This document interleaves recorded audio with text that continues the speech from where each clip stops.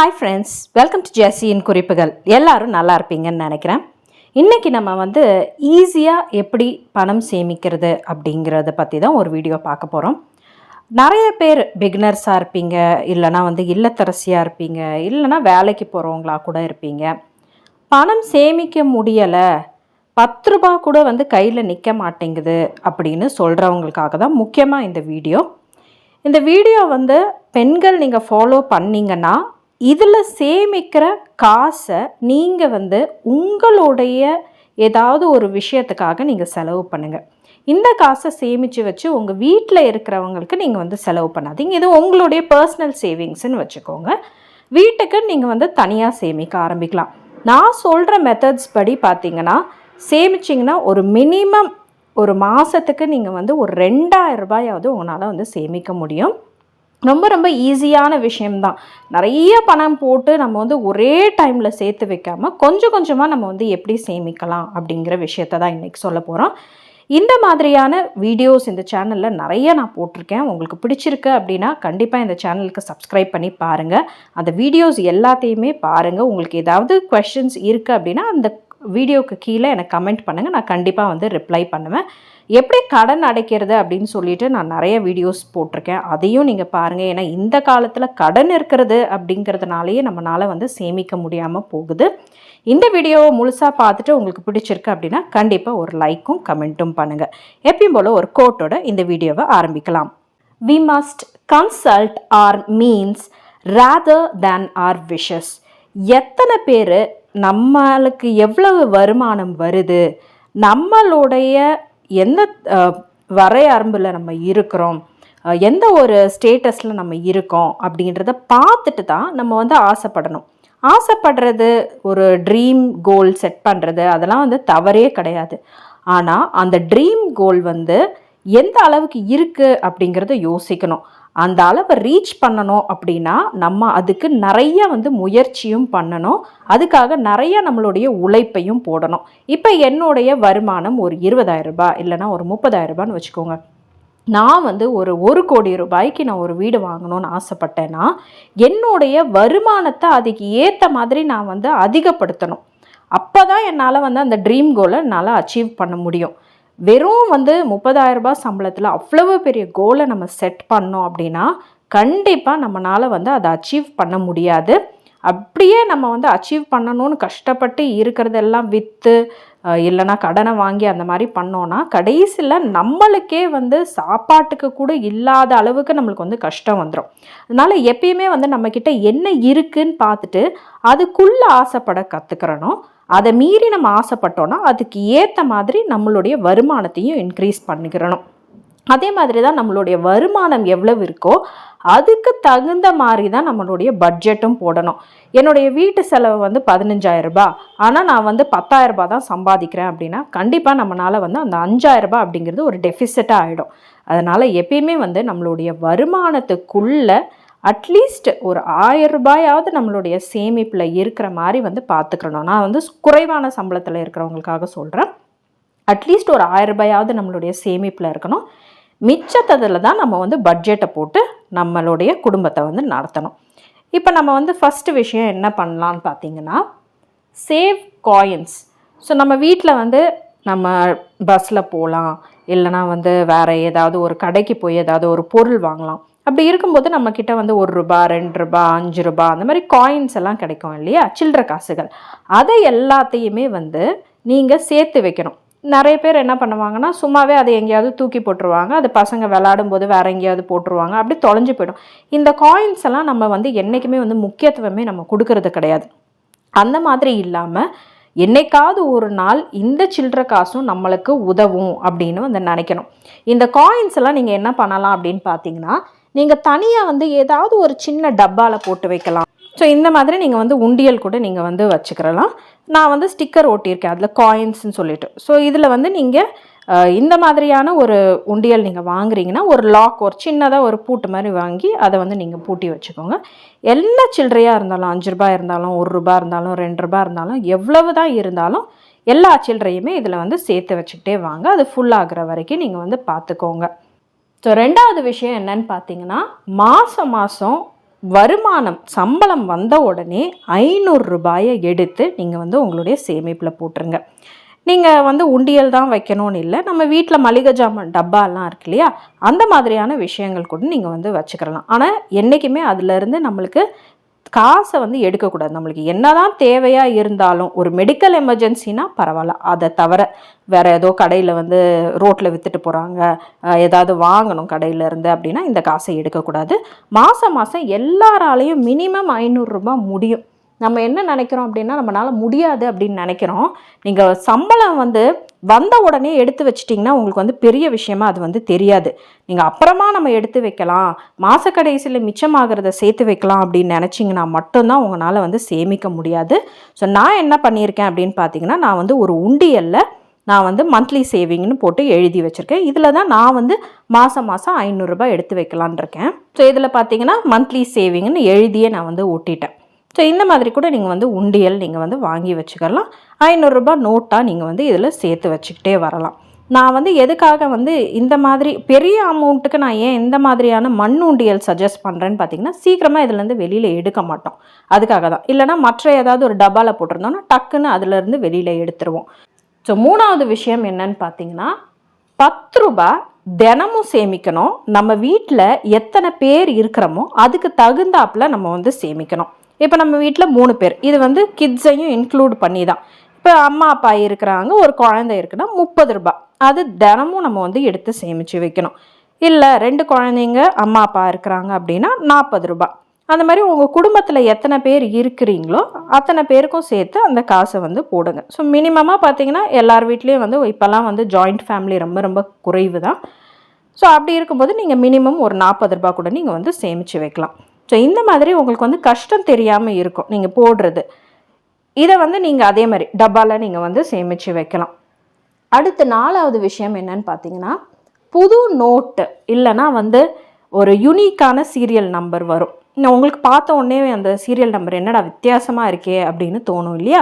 So அந்த மாதிரி இருக்கிற நோட்டுங்களை வந்து நீங்கள் சேமித்து வைக்கலாம். அது 10 ரூபாய் நோட்டாக இருக்கலாம், 20 ரூபாய் நோட்டாக இருக்கலாம், அந்த மாதிரி நோட்டு 50 ரூபாய், அந்த மாதிரி பெரிய பெரிய அமௌண்ட்டு நீங்கள் சேர்த்து வைக்காதீங்க. ஒரு 500 ரூபாய்க்கு வந்து உங்களுக்கு ஒரு சீரியல் நம்பரில் கிடச்சிருச்சு அப்படின்னா, அந்த 500 ரூபாய் உங்களுடைய வருமானம் அதிகமாக இருந்தது அப்படின்னா பரவாயில்ல, அந்த 500 ரூபாய் உங்களுக்கு பெருசாக தெரியாது சேமிக்கிறது. பட் வருமானம் குறைவாக இருக்கும்போது இந்த புது நோட்டை 500 ரூபாய் எடுத்து நீங்கள் போட்டுட்டிங்கன்னா உங்களுடைய வீட்டு செலவுக்கு அப்படின்றதுல கொஞ்சம் இடிக்க ஆரம்பிச்சிடும். அதனால் நீங்கள் முடிஞ்ச அளவுக்கு சின்ன சின்ன நோட்டுகளை நீங்கள் வந்து சேர்த்து வைக்கலாம். இதுக்கும் நீங்கள் வந்து தனியாக ஏதாவது டப்பா மாதிரி நீங்கள் வந்து வச்சுக்கலாம். நான் வந்து எப்பயுமே ஒரு டப்பா வச்சுருப்பேன். இது ரொம்ப பழைய டப்பா, எத்தனை வருஷம் ஆச்சுன்னு எனக்கே ஞாபகம் இல்லை. இதில் வந்து சில்லறை காசுகள் தான் நான் ஃபஸ்ட்டு போட்டு வச்சுருந்தேன். இப்போ சில்லறை எல்லாமே எடுத்துட்டேன். இப்போ வந்து நோட் அப்படின்னு சொல்லிட்டு எழுதி வச்சுருக்கிறேன். ஸோ இது வந்து நம்ம சாதாரணமாக மல்லிகை ஜாமான் டப்பா தான். நான் அது மேலே ஒரு சின்ன பொட்டு மாதிரி ஒட்டி வச்சுருக்கேன். ஏன்னா தனித்தனியாக நான் வந்து டப்பாக்கள் வச்சுருந்தேன். அதனால் இது வந்து காயினுக்கு 5 ரூபி காயினுக்கு, அப்புறம் இன்னொரு விஷயத்துக்குன்ற மாதிரி, அதனால் டிஃப்ரென்ஷியேட் பண்ணணுன்றதுக்காக அந்த மாதிரி. இப்போ வந்து நான் வந்து அதில் ஸ்டிக்கரே வந்து ஒட்டிட்டேன். நோட்ஸ் அப்படின்னு சொல்லிட்டு ஸ்டிக்கர் ஒட்டி வச்சுருக்கிறேன். இனிமேல் தான் இதிலேருந்து என்னென்ன நோட் இந்த மாதிரி கிடைக்கிதோ அதை வந்து போடணும். நோட்டு கிடைக்கலையா பரவாயில்ல, அது வந்து நீங்கள் வந்து ஸ்கிப் பண்ணிக்கிறலாம். ஏன்னா எப்பயுமே புது நோட்டு தான் கிடைக்கணும்னு இல்லை. மோஸ்ட்லி பார்த்திங்கன்னா நம்ம ஏடிஎம்லேருந்து எடுக்கும்போது கிடைக்கும். ஆனால் ஏடிஎம்மில் நம்ம 10 ரூபாய் 20 ரூபாய் அந்த மாதிரி எடுக்க மாட்டோம் இல்லையா? பட் 100 ரூபாய் கிடச்சதுன்னா கூட இந்த மாதிரி யூனிக் சீரியல் நம்பரில் அதை கூட நீங்கள் வந்து சேர்த்து வச்சுக்கிறலாம். இதுக்காக தான் நீங்கள் புதுசாக போய் ஒரு கடையில் உண்டியல் வாங்கணும், புதுசாக தான் வந்து ஆர்டர் பண்ணி ஏதாவது இந்த மாதிரி பிளாஸ்டிக் கண்டெய்னர்ஸ்லாம் வாங்கணும்னு அவசியமே கிடையாது. நம்ம வீட்டில் பழைய ஏதாவது ஒரு இந்த மாதிரி டப்பா இருந்தது அப்படின்னா நீங்கள் கண்டிப்பாக அதையே வந்து யூஸ் பண்ணலாம். இதுவும் ரொம்ப பழைய டப்பா தான். இதில் பார்த்திங்கன்னா அழுக்கெல்லாம் இருக்கும். பட் பரவாயில்ல, நம்ம வந்து நம்மக்கிட்ட இருக்கிறத நம்ம காசை எடுத்துகிட்டு போய் செலவு பண்ணி ஒரு விஷயத்தை வாங்குறதுக்கு பதில் நம்மக்கிட்ட இருக்கிறத வச்சே நம்ம வந்து காசை சேமிக்க கற்றுக்கிறலாம். ஸோ 5வது விஷயம் என்னன்னு பார்த்தீங்கன்னா, சேவ் மணி பை டீக்ளட்டரிங். மாதம் நீங்கள் என்ன பண்ணணும்னு பார்த்தீங்கன்னா, தேவையில்லாத விஷயங்கள் நம்ம வீட்டில் என்னெல்லாம் இருக்குது அப்படிங்கிறத பார்க்கணும். நம்ம வீட்டில் வந்து வாட்டர் பாட்டிலுங்க ஏதாவது பழசு இருக்குதா, நம்ம வந்து வெளியில் போகும்போது முக்கால்வாசி பேர் பார்த்திங்கன்னா நம்ம ஏதாவது ஒரு பிளாஸ்டிக் பாட்டிலை நம்ம வந்து பிடிச்சிட்டு வந்துடுவோம் தண்ணியில். ஸோ அந்த மாதிரி பாட்டில்ஸ் எல்லாம் நீங்கள் வந்து எடுத்து போடலாம். வீட்டில் பழைய பாத்திரங்கள், பழைய துணிகள் வந்து இப்போ நிறைய பேர் வந்து வாங்க ஆரம்பிச்சிட்டாங்க. ஸோ அந்த மாதிரி விற்க ஆரம்பிக்கலாம். வீட்டில் இருக்கிற பழைய டாய்ஸு, அப்புறமா வந்து வேறு ஏதாவது வந்து பிளாஸ்டிக் ஜாமான்கள், நியூஸ் பேப்பர்ஸ், பழைய புக்ஸு, அது மாதிரி உங்கள் வீட்டில் என்னெல்லாம் வந்து தேவையில்லாத விஷயங்கள் மாதம் மாதம் கண்டிப்பாக எப்படியும் நம்ம வீட்டில் வந்து சேர்ந்துடும். ஏதாவது ஒரு பார்த்திங்கன்னா குப்பை வந்து சேர்ந்துடும். அது எல்லாத்தையும் நம்ம வந்து குப்பை தொட்டியில் தூக்கி போடாமல் இதெல்லாம் நம்ம வந்து காய்லாங்கடையில் போடுறோம் அப்படின்னா அவங்க வந்து ஏதாவது ஒரு காசு, அது 100 ரூபாய் இருந்தாலும் பரவாயில்ல, 200 ரூபாய் அதை விட அதிகமாக இருந்தாலும் பரவாயில்ல, பட் கண்டிப்பாக இந்த மாதிரியான டீக்ளட்டரிங் பண்ணிவிட்டு அந்த காசை நீங்கள் வந்து தனியாக இன்னொரு டப்பாவில் எடுத்து வைக்கணும். ஸோ இது எல்லாமே வந்து நீங்கள் டப்பாவில் போடலாம், இல்லைனா இந்த மொய் கவர் மாதிரி வச்சுக்கோங்க, அதில் எழுதிட்டு அதில் இருந்து யூஸ் பண்ணிக்கலாம். ஏன்னா மொய் கவர்லாம் பார்த்திங்கன்னா ஒரு 2 ரூபாய் 3 ரூபாய்க்கெல்லாம் வந்து கிடச்சிரும். ஸோ 6வது விஷயம் என்னன்னு பார்த்தீங்கன்னா, save happy or sad moments. நம்ம ரொம்ப அதிகமாக எந்த மாதிரியான விஷயங்களை ஃபீல் பண்ணுவோம்? நம்ம சந்தோஷமாக இருக்கிற நாட்களை விட பார்த்திங்கன்னா, நம்ம வந்து ஏதோ ஒன்றுமே இருக்காத விஷயம் ஆனாலும் நம்மளுக்கு வந்து ஏதோ ரொம்ப டிப்ரெஸ்டாக டவுனாக வந்து ஃபீல் பண்ணுவோம். அந்த மாதிரியான மொமெண்ட்ஸில் கூட நீங்கள் என்ன பண்ணணும் அப்படின்னா, நீங்கள் வந்து காசு எடுத்து உங்களுக்கு வந்து தனியாக அந்த டப்பாவில் நீங்கள் வந்து போட்டு வைங்க. நீங்கள் வந்து எப்பயுமே என்ன பண்ணணும்னு பார்த்தீங்கன்னா, ஹாப்பியாக இருக்கிற மொமெண்ட்ஸை விட நீங்கள் கொஞ்சம் சேடாக இருக்கிற மாதிரி, கொஞ்சம் கஷ்டமாக இருக்கிற டைமில் நிறையா காசை நீங்கள் வந்து போட ஆரம்பிங்க. அந்த மாதிரி வந்து நீங்கள் வந்து 2த்தையும் ஒரே டப்பாவில் நீங்கள் வந்து போட்டு வச்சுருக்கலாம், ஹாப்பி இல்லைனா சேடு மூமெண்ட்ஸ்க்கு. ஆனால் கண்டிப்பாக வந்து இந்த மாதிரியான விஷயங்கள் அப்போ நீங்கள் சேமித்து வைக்க ஆரம்பிச்சிங்கன்னா, அனாவசியமாக வெளியில் போய் ஒரு ஷாப்பிங் பண்ணுறதோ, ஒரு ஆன்லைன் ஷாப்பிங் பண்ணுறதோ, அந்த மாதிரியான விஷயங்களை நீங்கள் வந்து அவாய்ட் பண்ணலாம். ஏன்னா நிறைய பேர் பார்த்திங்கன்னா ரொம்ப சந்தோஷமாக இருக்கும்போது ஷாப்பிங் பண்ணுவாங்க, ரொம்ப கஷ்டமாக இருக்கும்போதும் வந்து ஷாப்பிங் பண்ணுவாங்க. ஸோ அப்போ என்ன ஆகும்னு பார்த்திங்கன்னா, அது ஒரு அடிக்ஷன் மாதிரி ஆகிடும். அவங்க என்ன நினைக்கிறாங்கன்னா, அந்த பொருளை நம்ம வந்து வாங்கிட்டோன்னா நம்மளுடைய அந்த கஷ்டமோ இல்லைனா சந்தோஷமோ அதிகமாகும், கஷ்டம் எல்லாமே வந்து போயிடும் அப்படின்னு நினைக்கிறோம். அது வந்து ஒரு ரொம்ப தவறான ஒரு கருத்து. நம்மளுடைய காசும் செலவாயிடும், அந்த பொருள் ஏண்டா வாங்கணும் அப்படின்னு இன்னும் வருத்தப்படுற மாதிரியான ஒரு நிலைமை வரும். ஸோ அதுக்காக அவாய்ட் பண்ணுறதுக்காக என்ன பண்ணலான்னா, நீங்கள் வந்து இந்த மாதிரி சேட் மூமெண்ட்ஸ், ஹாப்பி மூமெண்ட்ஸ், நான் வந்து இந்த மாதிரியான ஒரு டப்பா வச்சுருக்கிறேன். ஸோ இது வந்து சாதாரணமான நம்ம வீட்டில் இருக்கிற ஒரு டப்பா தான். நான் வந்து இந்த நாட்டு சக்கரை வாங்குவேன் பிக் பாஸ்கெட்லேருந்து, அதுக்கு இந்த மாதிரியான ஒரு டப்பா தான் வந்து கொடுப்பாங்க. ஸோ அது காலி ஆகிடுச்சு, அதுக்காக க்ளீன் பண்ணிவிட்டு இப்போ ஹாப்பி சேட் மூமெண்ட்ஸ்ன்னு சொல்லிட்டு எழுதி வச்சுருக்கேன் ஸ்டிக்கரில். இந்த மாதிரியான டப்பாக்கள் கூட வந்து நீங்கள் யூஸ் பண்ணிக்கிறலாம். நீங்கள் வந்து அதில் நீங்கள் தனியாக ஹாப்பிக்குன்னு கூட நீங்கள் சேர்த்து வைக்கலாம், தனியாக ஒரு டப்பா சேடுக்குன்னு தனியாக கூட நீங்கள் சேர்த்து வைக்கலாம். அதுக்கப்புறமா நீங்கள் எடுத்து பார்க்கும்போது நீங்கள் வந்து அதிகமாக வந்து எதில் நீங்கள் எந்த மொமெண்ட்ஸ் உங்களுக்கு அதிகமாக இருக்குது உங்களுடைய லைஃப்பில் அப்படின்னு சொல்லிட்டு நீங்கள் வந்து யோசித்து பார்க்கலாம். நீங்கள் ரொம்ப அதிகமாக நீங்கள் கவலைப்பட்டு நிறையா காசு அதில் சேர்ந்துருக்கு அப்படின்னா, நீங்கள் கொஞ்சம் உங்களுடைய பழக்க வழக்கங்களை மாற்றிக்கிறணும், கொஞ்சம் அந்த டிப்ரெஷன் அந்த கஷ்டத்தெல்லாம் விட்டு வெளியில் வரணும், ஒரு ஹாபியை நம்ம வந்து க்ரியேட் பண்ணிக்கலாம். அந்த மாதிரி நிறைய விஷயங்களை நம்ம வந்து சேஞ்ச் பண்ணிக்கணும் நம்மளுடைய பிஹேவியரில். பட் காசு அனாவசியமாக போய் வெளியில் செலவு பண்ணுறதுக்கு பதில் நம்மளுக்கு தேவையான ஏதோ ஒரு விஷயம் வாங்கிறதுக்காக நம்ம சேர்த்து வச்சுக்கிறணும். ஸோ 7வது விஷயம் என்னன்னு பார்த்தீங்கன்னா, ரிவார்ட் யோர் செல்ஃப். ஸோ இது என்ன விஷயம்னு பார்த்தீங்கன்னா, நம்ம வந்து நம்மளுக்கே நம்ம ஏதோ ஒரு காசை நம்ம வந்து கொடுத்துக்கிறோம். இப்போ நம்ம வீட்டில் ஏதோ ஒரு விஷயம் ரிப்பேர் ஆகிடுச்சு, இப்போ ஒரு லைட் பல்பே மாற்றணும் அப்படின்னா கூட நிறைய பேர் என்ன பண்ணுறோன்னா, வெளியிலேருந்து ஒரு எலக்ட்ரீஷியனை கூட்டிகிட்டு வந்து தான் மாற்றுற மாதிரி இருக்குது. சின்ன சின்ன விஷயங்களை நம்மளே வந்து பண்ண கற்றுக்கிட்டோம் அப்படின்னா அந்த காசு நம்மளுக்கு மிச்சமாகும். இப்போ நான் வந்து ஏதோ ஒரு வாஷிங் மிஷின் க்ளீன் பண்ணணும், ஏதோ ஒரு விஷயம் மிக்ஸி வந்து ஏதோ ஒன்று ரிப்பேர் ஆகுது, அதை நான் வந்து சரி பண்ணணும் அப்படின்னா சின்ன சின்ன ரிப்பேர்கள் நம்ம வந்து கற்றுக்கிறலாம். அந்த மாதிரி இருக்கும்போது அதுக்கு எவ்வளவு காசு தேவைப்படுது? இப்போ ஒரு லைட் பல்ப் எப்படியோ ஃபிக்ஸ் பண்ணுறதுக்கு ஒரு 100லேருந்து 200 ரூபாயாவது கேட்பாங்க. அந்த இதை நீங்களே பண்ணிவிட்டு அந்த 200 ரூபாயை எடுத்து உங்களுடைய கணக்கில் நீங்கள் போட்டுக்கோங்க. வீட்டை நீங்கள் எந்த அளவுக்கு மெயின்டைன் பண்ணுறீங்கன்றதையும் நீங்கள் கவனிச்சுக்கோங்க. அந்த மாதிரி நீங்கள் மெயின்டைன் பண்ணிங்கன்னா, நீங்கள் வேலை செய்கிறவங்களா இருந்தீங்க ஆல்ரெடினா அதிலருந்து ஒரு காசை எடுத்து நீங்கள் உங்களுக்கே நீங்கள் வந்து கிஃப்ட் பண்ணிக்கோங்க. இல்லை உங்களுடைய ஹஸ்பண்ட் மட்டும்தான் வேலை செய்கிறாங்க, நீங்கள் வீட்டில் தான் இருக்கிறீங்க அப்படின்னா அவங்கக்கிட்ட நீங்கள் கேட்டு வாங்கிக்கோங்க. நீங்கள் ஏதாவது ஒரு பார்ட் டைம் ஜாபு பார்க்குறீங்கன்னா அதிலிருந்து ஒரு பகுதியும் எடுத்து உங்களுடைய அந்த சேமிப்பில் நீங்கள் போட்டுக்கோங்க. எல்லா காசையுமே எடுத்து குடும்பத்துக்கு தான் செலவு பண்ணணும்னு எந்த அவசியமே கிடையாது. உங்களுக்கான ஒரு தேவைகளும் இருக்கும், உங்களுக்கான ஆசைகளும் இருக்கும். அதையும் நீங்கள் நிறைவேற்றிக்கணும். என்றைக்குமே வந்து குடும்பத்துக்காகவே நீங்கள் உழைச்சிக்கிட்டே இருந்தீங்கன்னா ஒரு காலகட்டத்துக்கு அப்புறமா எனக்காக நான் என்னைக்கு வாழ போகிறேன் அப்படின்ற மாதிரி ஒரு சலிப்புத்தனம் வந்து வர ஆரம்பிச்சிடும். அதனால நீங்கள் வந்து உங்களுக்கான தேவைகளை நீங்கள் நிறைவேற்றிருக்காங்க நீங்கள் வந்து சேமிக்க ஆரம்பிக்கணும். அதே மாதிரி டைமிங்ஸ், இப்போ வந்து நீங்கள் என்ன பண்ணலாம்னா ஒரு டைமர் செட் பண்ணிக்கலாம். இன்றைக்கி நான் வந்து வீடு க்ளீன் பண்ண போகிறேன், நான் வந்து ஒரு அரை மணி நேரத்துக்குள்ளே நான் முடிக்கணும் அப்படின்னு சொல்லிட்டு ஒரு கோலை நீங்கள் வந்து செட் பண்ணிக்கோங்க. ஒரு டைமர் செட் பண்ணிக்கிட்டு அந்த அரை மணி நேரத்துக்கு நீங்கள் ஃபிக்ஸ் பண்ண டைம்குள்ளே நீங்கள் உங்களுடைய வேலையை முடிச்சுக்கிட்டீங்க அப்படின்னா உங்களே நீங்கள் வந்து ரிவார்ட் பண்ணிக்கோங்க. உங்கள் ஹஸ்பண்ட் கிட்ட நீங்கள் வந்து நான் இன்றைக்கி இதை செய்ய போகிறேன், நான் இவ்வளோ சீக்கிரம் நான் செஞ்சு முடிச்சிட்டேன் அப்படின்னா நீங்கள் எங்களுக்கு காசு கொடுக்கணும்னு சொல்லிட்டு உங்களுக்கு ப்ரூஃப் வேணும்னா வீடியோ எடுக்கலாம், ஏதாவது நீங்கள் பண்ணி கூட அவங்களுக்கு வந்து காட்டலாம். அந்த மாதிரி விஷயங்களும் நீங்கள் பண்ணலாம்.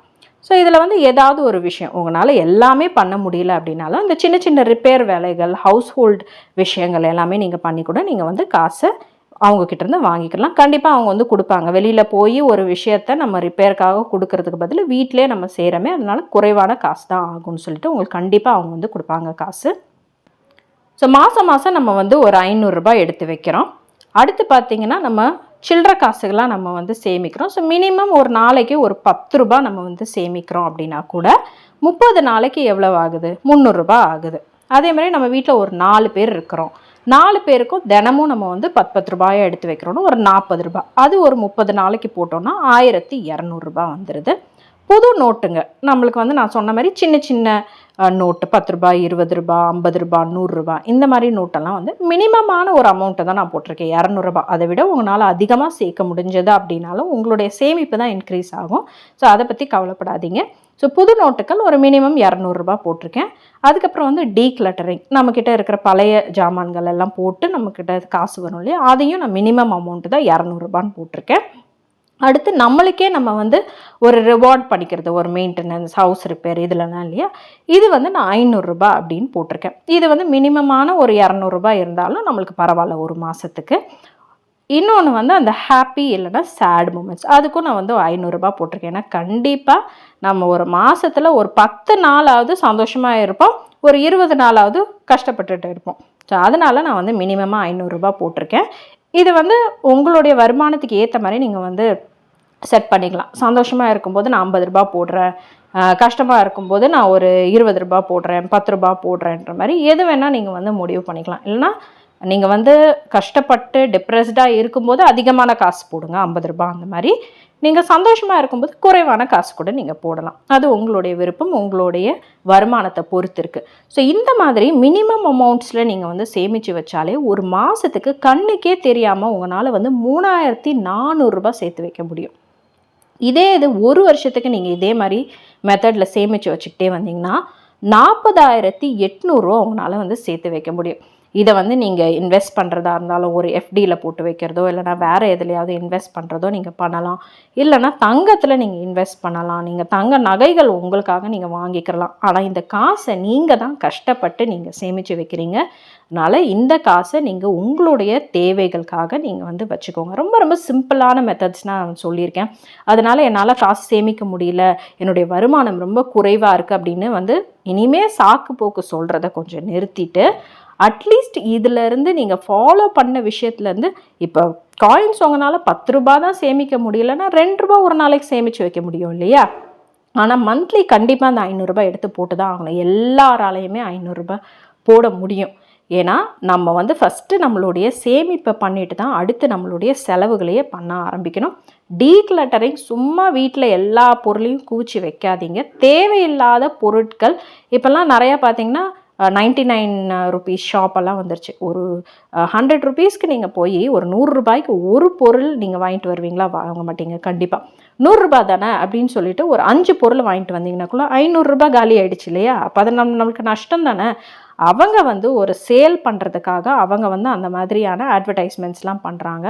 நம்மளுக்கு அந்த விஷயம் தேவை இல்லை அப்படின்னாலும் குறைவான காசுன்னு நினச்சிட்டு நம்ம போய் வாங்குகிறோம். ஆனால் அது நம்மளுக்கு நஷ்டத்தில் தான் வந்து முடியும். ஸோ அதனால் எப்பயுமே வந்து தேவையில்லாத பொருட்களை நம்ம வாங்குறத அவாய்ட் பண்ணணும். ஸோ இந்த மாதிரி விஷயங்கள்லாம் நீங்கள் ஃபாலோ பண்ண ஆரம்பிச்சிங்கன்னா நான் சொன்ன மாதிரி கண்டிப்பாக மினிமம் உங்களால் வந்து ஒரு மாதத்துக்கு 2000 ரூபாயாவது சேர்த்து வைக்க முடியும். ஸோ கண்டிப்பாக எல்லாருக்கும் இந்த வீடியோ பிடிச்சிருக்கோம் அப்படின்னு நினைக்கிறேன். இன்னொரு வீடியோவில் சந்திக்கலாம். அதுவரை உங்களிடமிருந்து விடை பெறுவது உங்கள் அன்பு தோழி ஜெசி.